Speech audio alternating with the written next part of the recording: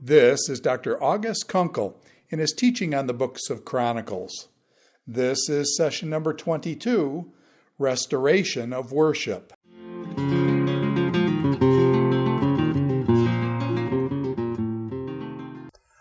With Hezekiah, we move into a whole nother era in the story of all Israel as told by the chronicler. The chronicler clearly has a very strong interest in Hezekiah because he gives him 4 long chapters. The chronicler also has a unique interest in Hezekiah because only one of his 4 long chapters makes reference to the story of Hezekiah as we know it in both Kings and Isaiah. The story of Hezekiah, as we know it in Kings and Isaiah, has mostly to do with one particular event, and that is the Siege of Sennacherib against Jerusalem.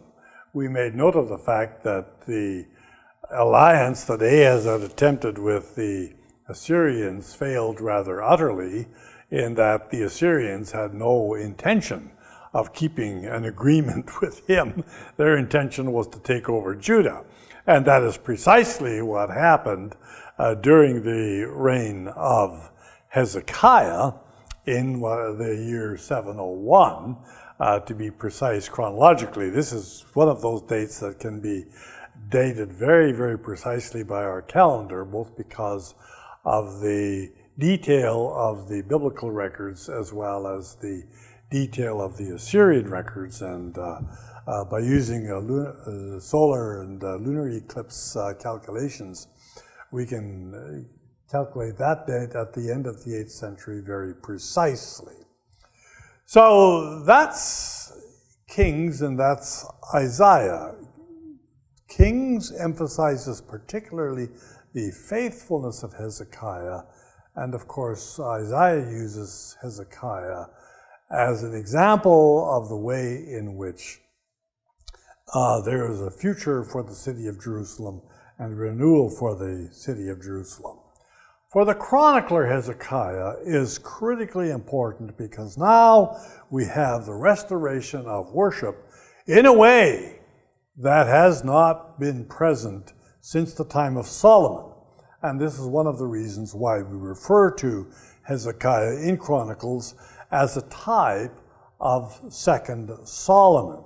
It's because of the great detailed description we have of the restoration of not only the temple, but the Passover and the other festivals that go along with it.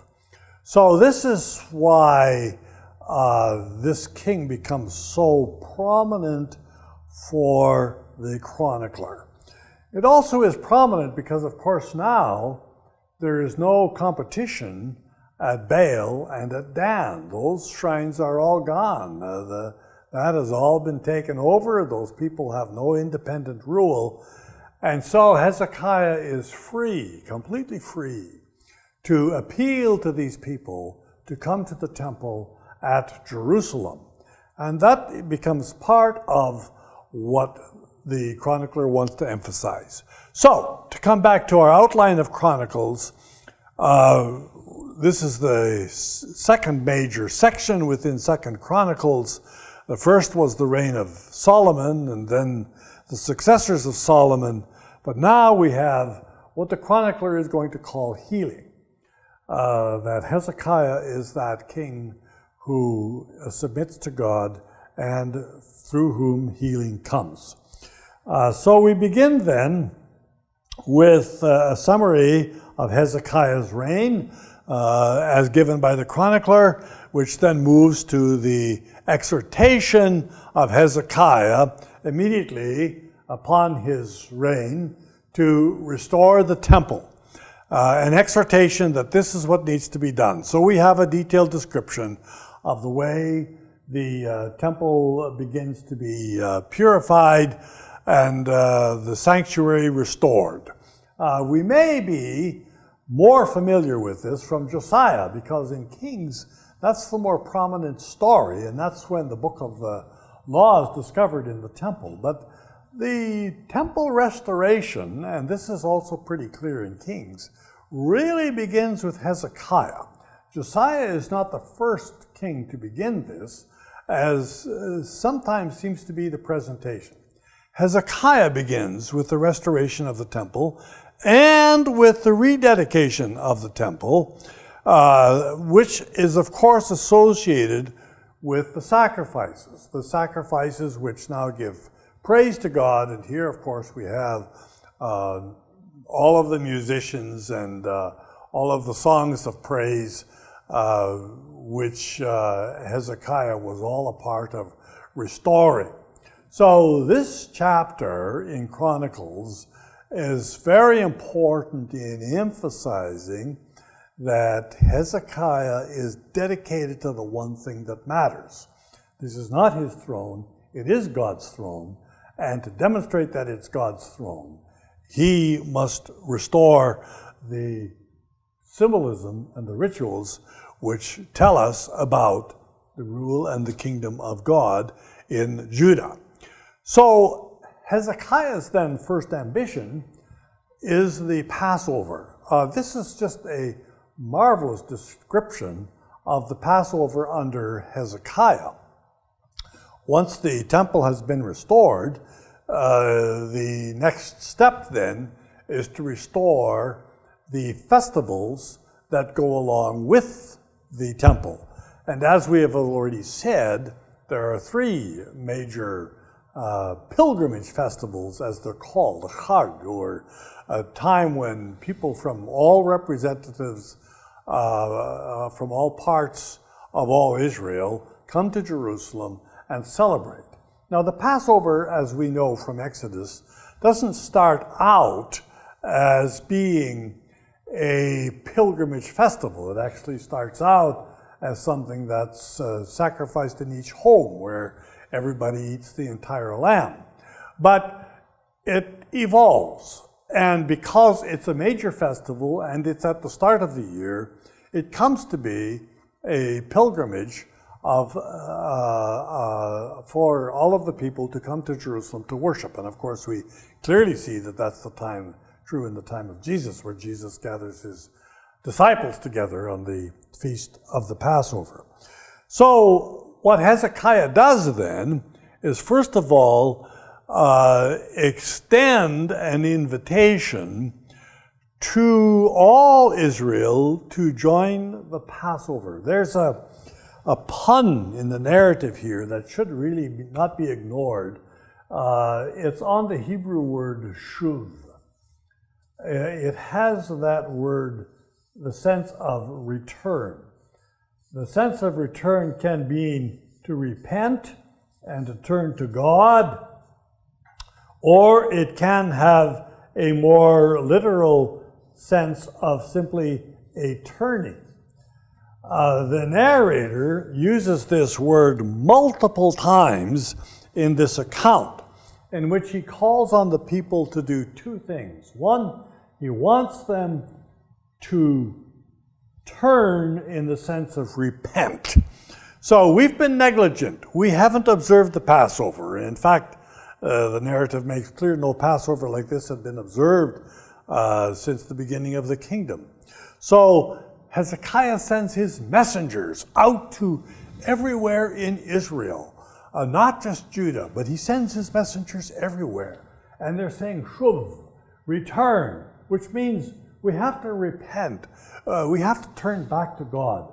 And then return back to the temple. Come to my Passover. Let us celebrate the Passover. So this is the appeal of the messengers. Now, what happens in the course of this appeal is that they are so enormously successful that they discover they weren't ready. There weren't enough people who were prepared to offer the Passover lamb according to regulation at the temple, and there weren't enough priests around to perform all of the ceremonies. So they actually had to violate the procedures that there were given for the celebration of the Passover, just so they could accommodate all of the people. And this, of course, is recognized. So Hezekiah turns to God and he says, we haven't observed the Passover because we've not followed the time correctly, and we couldn't follow all of the procedures correctly. We just didn't have enough people. But Lord, we're turning to you and we're seeking your mercy. And here is where the chronicler points out that the Lord, when Hezekiah sought the Lord would hear from heaven, and he would turn and he would heal. And that word is used very deliberately. So the chronicler uses this experience of the Passover to show precisely that the prayer of Solomon that came to him in the vision at Gibeon is being recognized, that if my people which are called by my name will turn, shuv, and will seek my face, then will I hear from heaven and will heal.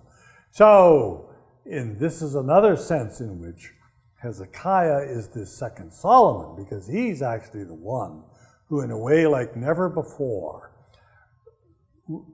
implements the fulfillment of this prescription that Solomon himself has given for the way in which the kingdom of God may be observed. So then we have the continuation of the celebration of the Passover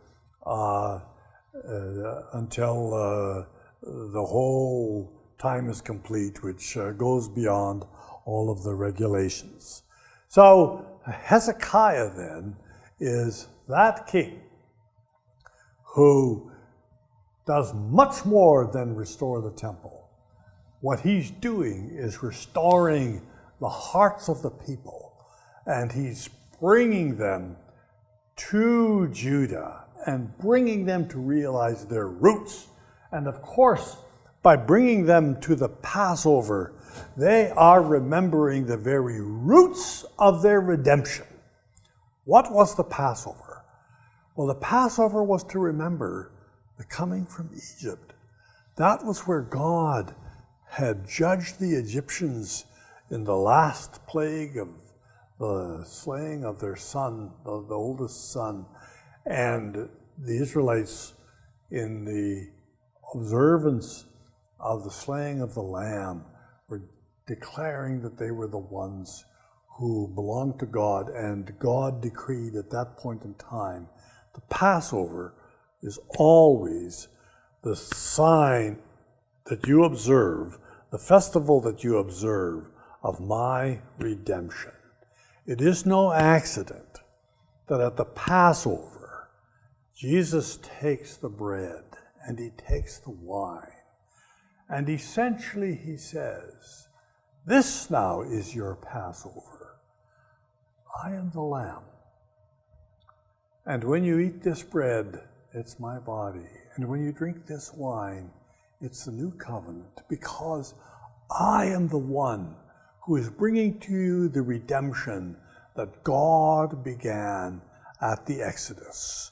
Well, that's the significance of the Passover here in the story of Hezekiah.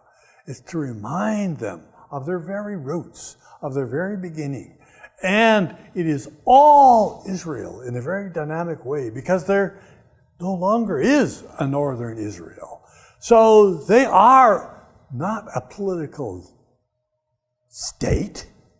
They are a people under God, and a people of confession, and a people identified as participating in God's redemption because they are participating in God's Passover, the major event that must take place. For that reason, for the chronicler, Hezekiah is a whole turning point of showing what all Israel is supposed to be.